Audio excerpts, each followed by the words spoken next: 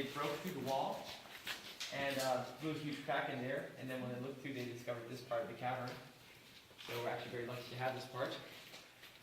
And if you look around, you can see all the formations that you'll find inside a cavern in this room. And we'll start over here with some tubular stalactites, or soda straws.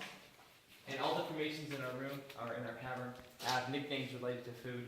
So you might get hungry for us to But those are actually hollow on the inside, and you could snip one off and drink soda through it, although it would taste terrible, and you get in a lot of trouble. Now those are formed when a drop of water falls down from the ceiling, and every drop will leave behind a small ring of minerals. And so over time, those rings will turn into tubes, and those tubes can get up to 6 feet long before they break under their own weight. And when that happens, well, they fall down, but most of the time, they get clogged up at the tip, like the ones over here.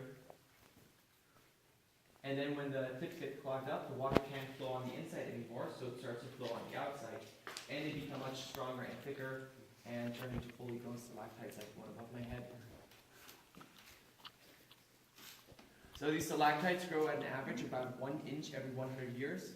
It takes a very long time for them to grow. And when the drops of water fall down, they actually still have a lot of minerals in them. And so when they hit the ground, they'll start to form other formations that are called stalagmites. And if you feel a drop of water on your head, don't worry, you won't have those formations growing on you. We call that a cave kiss. Just means that the cavern likes it. Now when those two formations grow together, they form a column. And underneath the column you can see all this, which is flowstone. And flowstone is the fastest growing formation in the cavern. It grows 4 cubic inches every 100 years. And you can see right here some sparkling in the flowstone.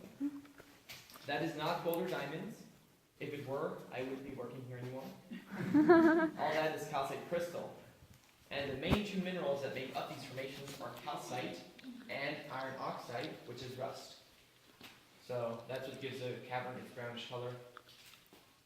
And pure calcite is clear and white. So those are the only 2 colors we'll be seeing in the cavern.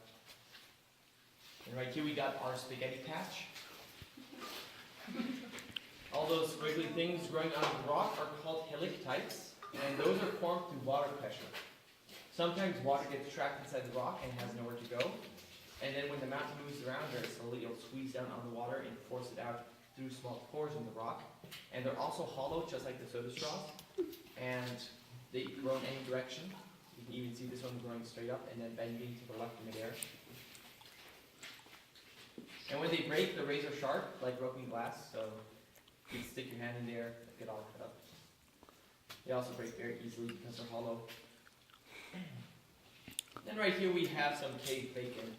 I know it doesn't look like bacon right now, but it will eventually. So this forms when water runs down the wall for a very long time in the same path. It starts to form these lines.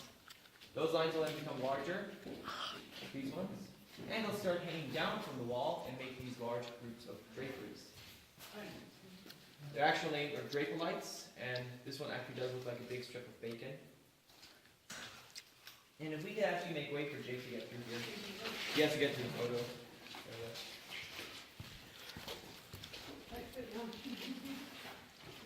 I got one more formation for this room.